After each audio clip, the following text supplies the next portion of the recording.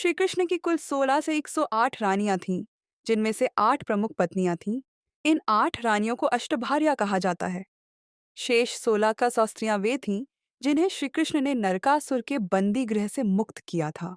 उन्होंने समाज में उन्हें सम्मान दिलाने के लिए सभी से विवाह किया।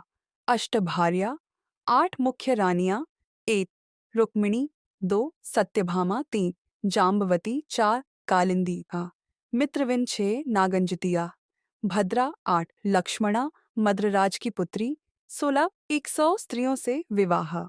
ये सभी स्त्रियां नरकासुर द्वारा बंदी बनाई गई थीं।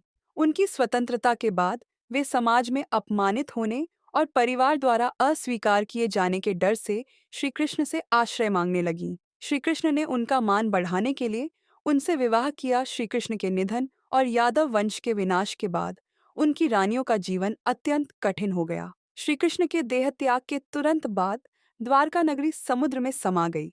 श्री कृष्ण की रानियां और अन्य यादव महिलाएं द्वारका से बाहर निकाली गईं।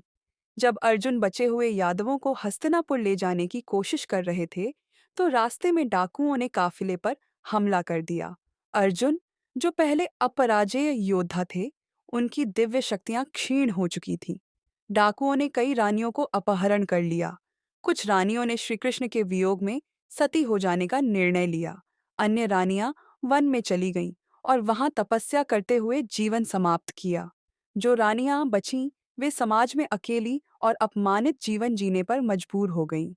उन्हें यह समझ आ गया कि यह श्री कृष्ण की लीला और युग परिवर्तन का हिस्सा थी। श्री कृष्ण की रानियों का अंत यह दिखाता है कि संसार में सब कुछ नश्वर है। उनका जीवन श्री कृष्ण के साथ जुड़ा था और उनके जाने के बाद वे अपने उद्देश्य को खो बैठीं।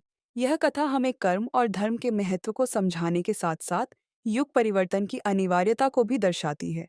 कुछ रानियों ने श्री कृष्ण के वियोग में सती हो जाने का निर्णय लिया। अन्य रानियां वन में चली गईं और वहां तपस्या करते हुए जीवन समाप्त किया। जो रानियां बचीं, वे समाज में अकेली और अपमानित जीवन जीने पर मजबूर हो गईं। उन्हें यह समझ आ गया कि यह श्री कृष्ण की लीला और युग परिवर्तन का हिस्सा था।